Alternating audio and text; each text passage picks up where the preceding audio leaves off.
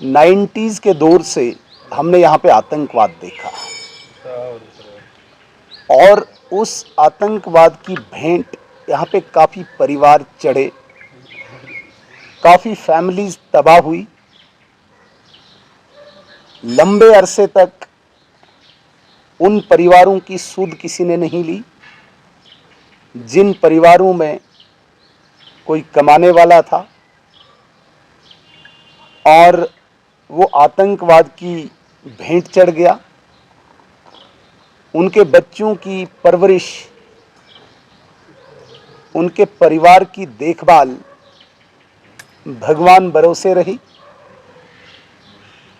लेकिन लगभग इस 35-36 साल के टर्माइल में सैकड़ों जो परिवार निराश हो चुके थे, जिन्होंने आशा छोड़ दी थी, उनको आज उपराज्यपाल महोदय लेफ्टिनेंट गवर्नर साहब ने आशा की किरण जगाई और ऐसे तमाम घरों में, ऐसे तमाम फैमिलीज में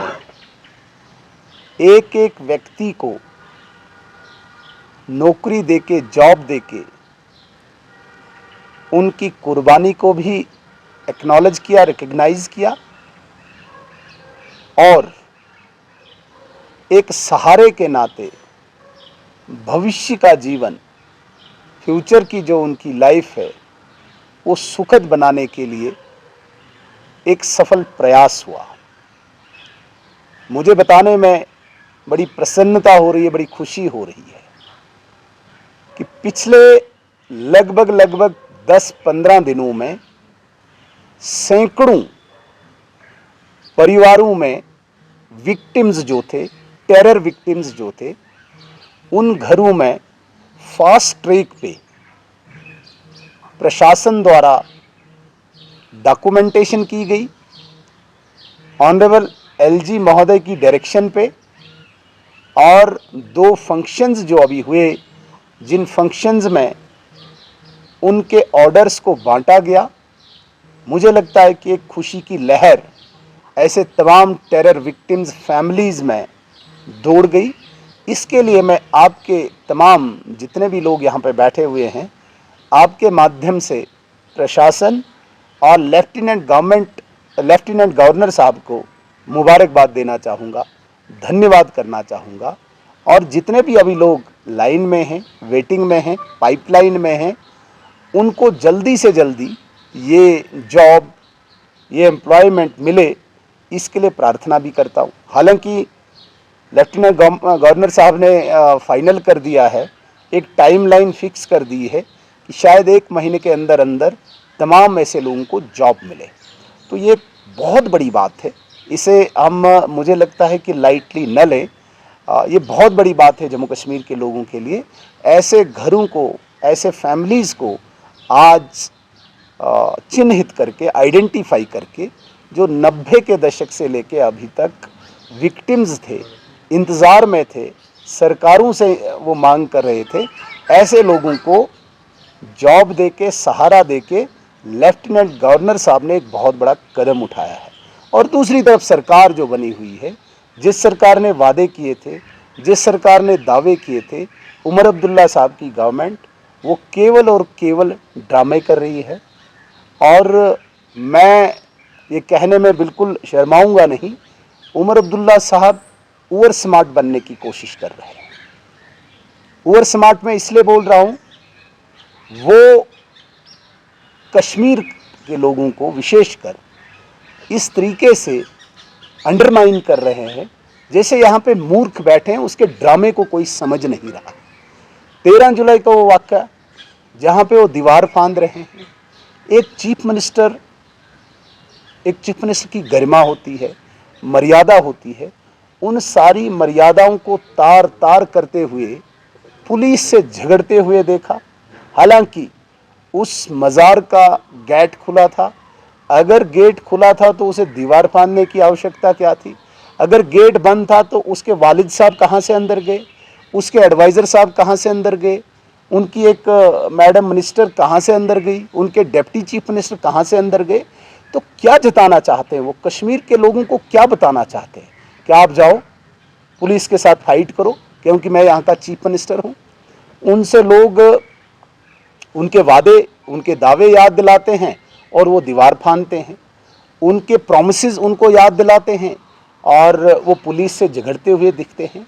कहीं न कहीं जिस उमर अब्दुल्ला साहब से ये उम्मीद थी कि वो दोनों रीजन्स को चलाएंगे, जम्मू और कश्मीर को, वहीं पे उन्होंने जम्मू रीजन के सेंटीमेंट्स को कुचला 14 जुलाई को, क्योंकि 13 जुलाई महाराजा के प्रति जो श्रद्धा है, जो विश्वास है, उसी महाराजा के विरोधियों के लिए उमर अब्दुल्ला साहब ने अपने आप को साबित कर दिया कि वो एक पर्टिकुलर रीजन के चीफ मिनिस्टर हैं। वो केवल और केवल कश्मीर के ही चीफ मिनिस्टर अपने आप को प्रोजेक्ट कर रहे हैं। जम्मू रीजन के सेंटीमेंट्स को उन्होंने तार तार किया, जम्मू रीजन के सेंटीमेंट्स को उन्होंने कुचला, डोगरा समाज के उन इमोशंस को, डोगरा समाज के उस भावना को, जिस डोगरा समाज की एक बहुत बड़ी श्रद्धा महाराजा हरि सिंह जी के प्रति है, उसको उमर अब्दुल्ला साहब ने कुचला। ये बहुत ही निंदनीय है, जितनी भी इसकी मजम्मत की जाए वो कम है। और मैं कहूँगा कि उमर अब्दुल्ला साहब एक अनसक्सेसफुल चीफ मिनिस्टर, जो 2009 से 2014 में भी अनसक्सेसफुल रहे थे, जिन्होंने तब भी उन 5-6 सालों में कुछ नहीं किया, तब भी उन्होंने अनएम्प्लॉयमेंट के नाम पे, शेख मोहम्मद अब्दुल्ला साहब के नाम पे कोई स्कीम निकाली थी, मुझे अभी एग्जैक्ट उस स्कीम का याद नहीं है नाम, उस नाम पे भी उन्होंने अनएम्प्लॉयड लोगों के साथ मजाक किया। उन दिनों भी एक बहुत बड़ी एजिटेशन हुई जिसमें यहाँ पे काफ़ी लोग मारे गए। मैं ये कहूँगा कि 2009 से 2014 का अनसक्सेसफुल टेन्योर उमर अब्दुल्ला साहब का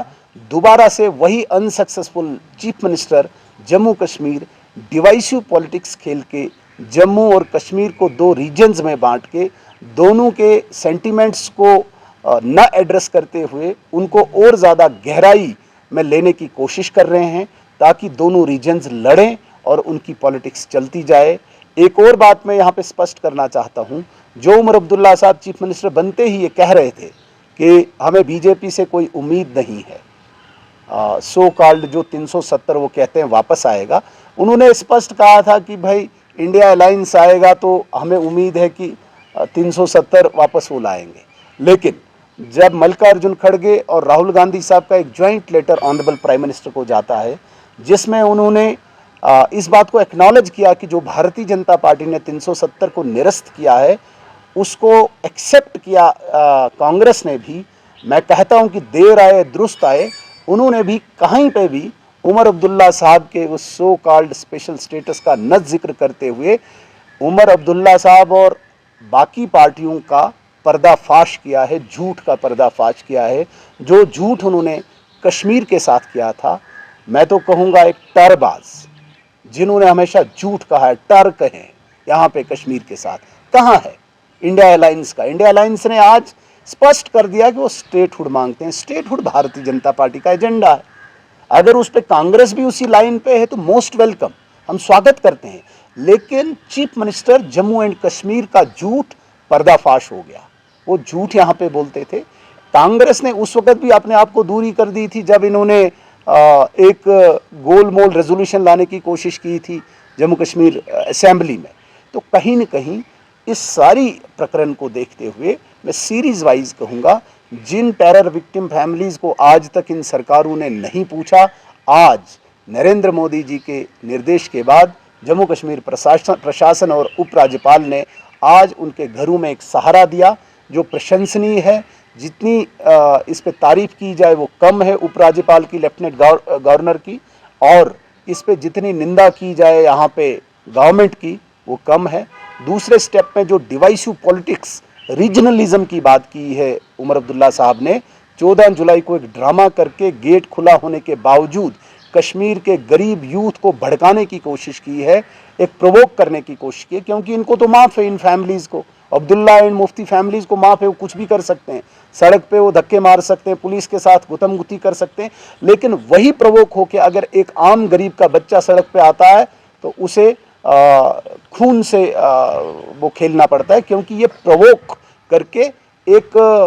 जिसे कहते हैं सेपरेटिज्म की पॉलिटिक्स में कश्मीर को धकेलना चाहते हैं। उस डिवाइसिव पॉलिटिक्स से उमर अब्दुल्ला साहब बाज आए, चीफ मिनिस्टर साहब बाज आए, और एक रीजनलिज्म, एक रीजन के सेंटिमेंट्स को, भावनाओं को जिस तरीके से कुचला है, डोगरा समाज की भावनाओं को जिस तरीके से कुचला है, और उन राजद्रोहियों को, उन दंगाइयों को, उन ट्रेटर्स को ग्लोरीफाई किया है जिन्होंने महाराजा के विरुद्ध विद्रोह किया था। ये एक बहुत बड़ी शेम है इस सरकार के ऊपर। तीसरी सबसे बड़ी झूठ जो उमर अब्दुल्ला गवर्नमेंट की है, जिन्होंने कहा था कि बीजेपी से हमें कोई उम्मीद नहीं है, कांग्रेस ने स्पष्ट कर दिया है कि वो भी भारतीय जनता पार्टी के 370 एब्रोगेशन को एक्नॉलेज करते हैं, और वो भी सिर्फ स्टेटहुड ही चाहते हैं, जो स्टेटहुड प्राइम मिनिस्टर साहब और होम मिनिस्टर साहब ने कमिटमेंट की।